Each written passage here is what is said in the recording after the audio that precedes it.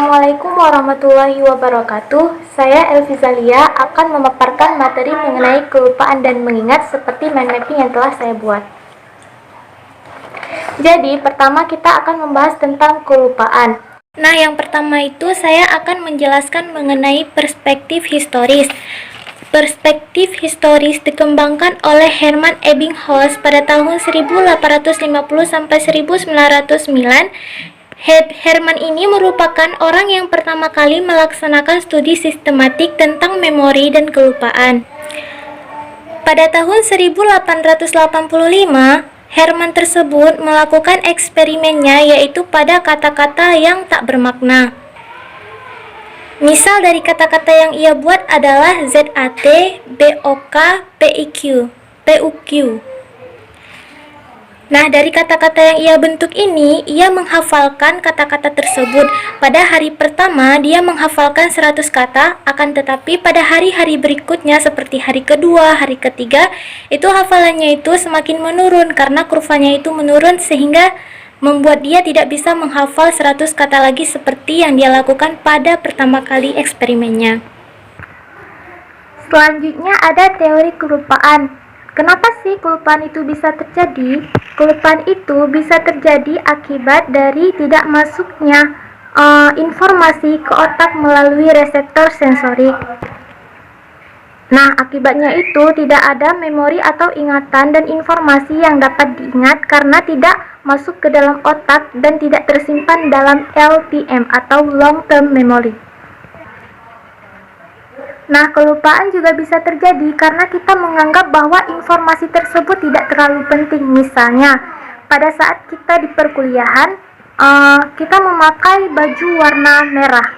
Setelah itu, beberapa minggu kemudian kita menanyakan kepada teman kita, kemarin kita memakai baju warna merah ya? Entah, saya tidak tahu. Nah, itu karena apa dia bisa lupa? Itu dikarenakan dia merasa bahwasannya apapun pakaian yang dipakai oleh temannya itu dirasanya tidak penting sehingga dia tidak perlu mengingatnya. Nah, ada beberapa gangguan yang menyebabkan kelupaan. Di antaranya yaitu yang pertama ada amnesia. Pasti pengertian dari amnesia.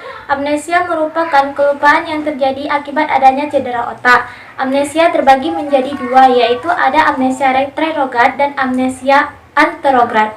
Amnesia retrograd merupakan hilangnya memori mengenai peristiwa yang terjadi sebelum dia mengalami cedera otak. Contoh, misalkan pada suatu hari dia mengalami kecelakaan. Pas sadar dari komanya itu, dia melupakan apa kejadian yang menimpanya sebelum terjadinya kecelakaan. Setelah itu ada amnesia anterograd.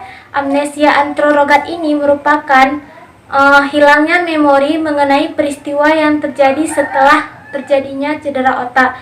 Misalnya, seperti dia memasuki sebuah ruangan. Pada saat dia keluar dari ruangan tersebut, dia tidak dapat mengingat apa yang terjadi dalam ruangan tersebut.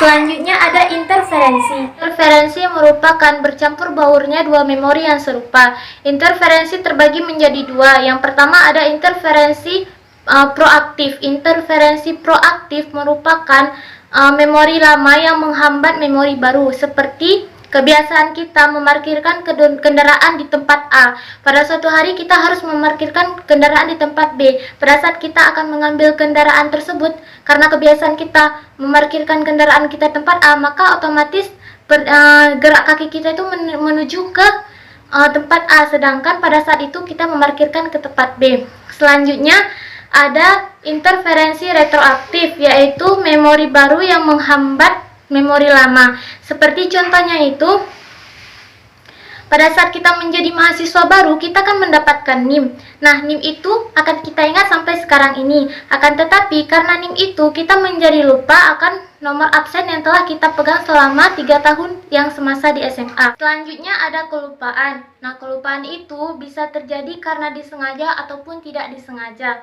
Yang tadi yang saya jelaskan merupakan kelupaan yang tidak sengaja. Ada pula kelupaan yang sengaja dilakukan, yaitu misalnya dia sengaja melupakan kejadian-kejadian yang pernah membuatnya trauma. Mengingat merupakan informasi yang masuk ke otak dan dicerna oleh LTM. Kalau misalnya melupakan itu tidak dicerna oleh LTM, sedangkan mengingat ini dicerna oleh LTM. Seperti contoh, agar kita mudah mengingat sesuatu seperti sekarang itu, yaitu yang membantu seperti kita mengabadikan sebuah foto. Dengan kita mengabadikan sebuah foto, maka kita akan mengingat kejadian yang kita abadikan tersebut pada tanggal berapa, di tahun berapa, seperti itu. Faktor yang meningkatkan kinerja memori adalah faktor-faktor yang dapat mendukung kita agar kita mengingat kata-kata yang ingin kita hafalkan atau yang ingin kita ingat. Yaitu di antara salah satunya adalah sistem mnemonik. Nah, sistem mnemonik ini mengandung beberapa metode. Yang pertama ada metode loci. Merupakan metode yang mengasosiasikan objek tertentu dengan pengetahuan tertentu. Dimisalkan yaitu yoyo, meja, dan kucing. Saat masuk ke rumah, aku melihat yoyo di atas meja dan aku lihat kucing ada di sampingnya. Nah, objek yang ditentukan itu mampu membuatnya untuk mengingat kata-kata yang perlu ia ingat. Yang selanjutnya ada sistem kata bergantung. Seseorang mempelajari kata untuk menggantungkan item-item tertentu. Misalnya, kata yang harus ia ingat adalah roti Prancis. Maka, kata yang digantungkan adalah sepatu raksasa yang dibelah dua sehingga menjadi seperti bentuk roti Prancis. Selanjutnya ada metode kata kunci. Metode kata kunci ini biasa digunakan agar kita memudahkan untuk mengingat bahasa-bahasa asing. Misalkan yaitu baul yang kita kaitkan sehingga kita dapat mengingat kata arbol. Selanjutnya ada teknik verbal. Teknik verbal itu dibagi menjadi dua, yaitu akronim dan akrostik. Selanjutnya itu ada memori-memori luar biasa. Ada beberapa kasus yang diungkapkan, yaitu diantaranya yang pengungkapnya itu S. Luria, V.P. Hunt and Love, dan sebuah kasus memori fotografik. Nah, ada beberapa kasus tentang memori-memori luar biasa. Contohnya yaitu kasus S. Luria. Luria merupakan psikolog asal Rusia.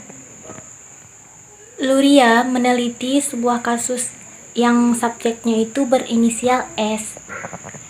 Nah, S ini mampu mengingat 30 daftar kata tanpa melakukan kesalahan apapun. Oleh karena itu, penelitian ini dinamakan dengan S. Luria. Nah, kasus selanjutnya itu dinamakan dengan kasus V.P. Hunt and Love. Hunt and Love meneliti sebuah subjek atau seorang subjek yang berinisial V.P. Hunt and Love meminta V.P. untuk menceritakan sebuah cerita. Setelah itu, V.P. mampu menceritakan cerita itu kembali dengan kata-kata yang hampir sama persis dengan kata-kata yang ada pada cerita tersebut.